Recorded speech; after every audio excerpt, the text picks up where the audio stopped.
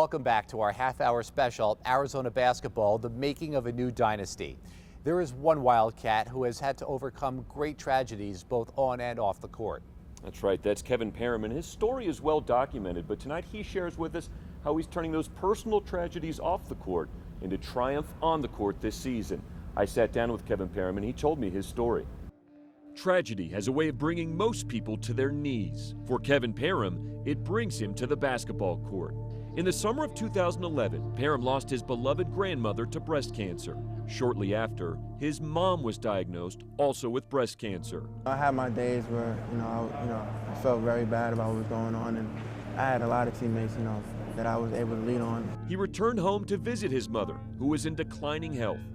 While at home in New York City, he was visiting with a female friend at his father's apartment when two men burst into the home, apparently out of jealousy, and one of the men shot Kevin Parrom twice, once in the hand and once below his knee. He suffered serious injury to his leg, including nerve damage, and his basketball career was up in the air.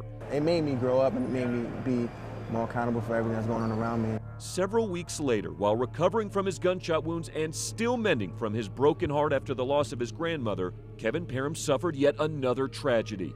His mother had passed away from breast cancer. Parrom turned to basketball and his Arizona family, and basketball was exactly what he needed. I felt like basketball was therapy.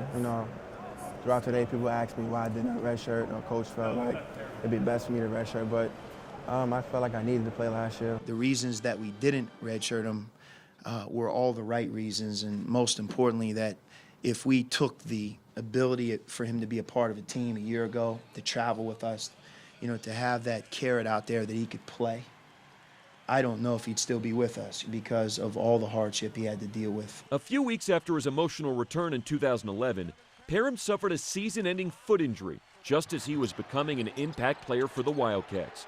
He insists his junior season was not a lost one, but a necessary one. I think it was good for me. Despite the loss and the pain both in his body and in his heart, Kevin Parrom grew stronger. It made me stronger. Everything I went through, getting shot, losing my mother, losing my grandmother, it forced me to get stronger. His bond with his teammates grew stronger. This is my family right here, my teammates. And his relationship with his head coach, Sean Miller, strengthened. It's gotten a lot stronger because it let me know that he cared about me more as a person. I would just talk to him about, the situations that I was going through at the time, and he really helped me throughout the situation. This year, his senior year, Parrom is ready to funnel that strength back onto the basketball court. And his role has changed in his senior season. Kevin leads by example with how badly he wants to win and how badly he wants to do well. One thing that hasn't changed is his playing style. Known for his hard-nosed, aggressive style early in his career, he wants to play the exact same way this year. I look to, carry on that mentality, just being a tough guy and, trying to, lead these young guys. And every day, every game, every win and loss, every made shot and every missed one, he will be driven by and reminded of the strength of his grandmother and his mother. I wear this right here every day. I don't think I play with it in games, but I wear it, to remind me that I need to be as best as I can be. It says strength. Yeah. My mother wore it throughout the whole time with dealing with cancer. My grandmother had a white one that said strength as well. Before my mother passed, she wanted me to wear it. It was given to me from my father, and I wear it every day. I don't take it off. After all of his loss and all of his pain, you would rightfully expect last year to have weakened Kevin Parrom, maybe even brought him to his knees. But Kevin Parrom is stronger than ever, standing tall and ready for the season. I'm here today, Sean, so I'm good. Joining this year's team is a hometown hero. Here's Kayla Anderson with more on that. Jason, it's a rarity for this team, and just for the 13th time since Pac-10, now Pac-12 play started up in 1978, the Wildcats have a Tucsonan on their roster. Former Sabino Sabercat Matt Korchek will redshirt after transferring from Cochise College. He'll then have 2 remaining seasons of eligibility. Korchek comes from a military family and was born in Okinawa, Japan. He's called it a dream come true to wear the Wildcats uniform. We talked with the big man about sitting out this season.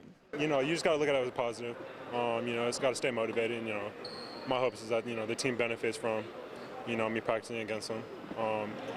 I personally think it'll get me better as well. So you just got to stay motivated and take it as a positive thing. It's been a quarter century since the first Arizona basketball team to make the Final Four cut down the nets. We'll catch up with the 1988 Wildcats when Arizona basketball, the making of a new dynasty, continues. W-I-L-D Wildcats.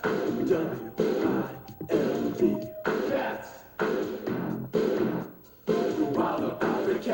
They were the team that set the foundation for Wildcat success. And the university recently paid tribute to former head basketball coach Lute Olson and the players that made it to the first Final Four. Before this year's Red-Blue scrimmage, Arizona celebrated the 25th anniversary of the '88 team. It was a group that included Tucsonan Sean Elliott, who was first-team All-American. Also on the squad was future five-time NBA champion Steve Kerr. Part of what makes the '88 Wildcats so remarkable is it featured players who went on to have greatness in other fields. Harvey Mason became a multiple Grammy Award-winning songwriter, and Kenny Lofton is a six-time Major League Baseball All-Star. Memories were rekindled of a team that went undefeated at McHale Center. There was a chemistry in which the players were not only teammates, but best friends. I think it's just that fact that if you even see the guy, if you ain't seen him for a year or so, it's just the same feeling like you've been, like you played with him. You're still playing with him, and because I think it's just the camaraderie that we had then. It's the same feeling like it's 25 years ago, and that's the fun part about it all. Members of the 1988 team also had a chance to talk with the 2013 team. And I gave them the same message I give to all the teams I coach, whether it's third graders or eighth graders.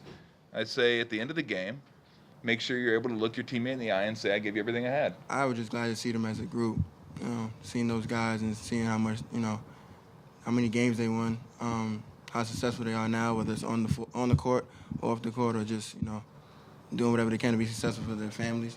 But one guy I really wanted to see was Steve Kerr and Sean Elliott, and it was good to talk to them.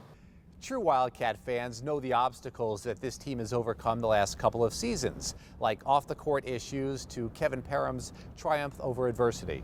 Yeah, so this team is ready for a fresh start and a new season. That's right, and they're not all about business, you guys. There is a lighter side to them. Tell us the first car you learned to drive on. A Toyota 4Runner. I still drive it today. Really? Yeah. What year? It's 2002. My first car I learned to drive on was a Ford Explorer, 2003, I believe. 1999 Audi A4 6-speed. Your first car you drove was an Audi? Yeah, bought it myself. What's your favorite non-sports related app on your smartphone? I'd probably have to say Twitter. CNN. Really? Yeah. I'd say Pandora. Your favorite classic TV show? Favorite classic TV show? Probably That 70s Show. That's classic for you? That's For me, it's classic. Friends. That's a classic to you? No. It's not a wrong answer. I'm just saying that's. No. It's. I'd probably say Cheers. I watched it with my grandpa at dinner. Any nicknames? My nickname is Cheeks from when I was a little kid. I had the bulldog cheeks. Yeah, you can see him a little bit. I had the bulldog cheeks when I was little, and then I started calling me Mug, and that's it. My two nicknames. That's what I was going to ask you about on your Twitter account. What is the Mug? This is a nickname I got from my dudes in Cincinnati and stuff like that. So, yeah, I'm gonna keep that forever. Have you had a chance to talk to any former Arizona Wildcats that have come around this summer? I forget his name. Mason, what's his first name? Harvey Mason. Harvey Mason. Yeah. Cut that. We'll part edit out. that out. Yeah, Harvey Mason. And with apologies to Gabe York, we just had to leave that in there, but it's a good thing that he's a good sport about that. Absolutely. So, Right. Well, that does it for our half-hour special, Arizona Basketball, the making of a new dynasty with Kayla.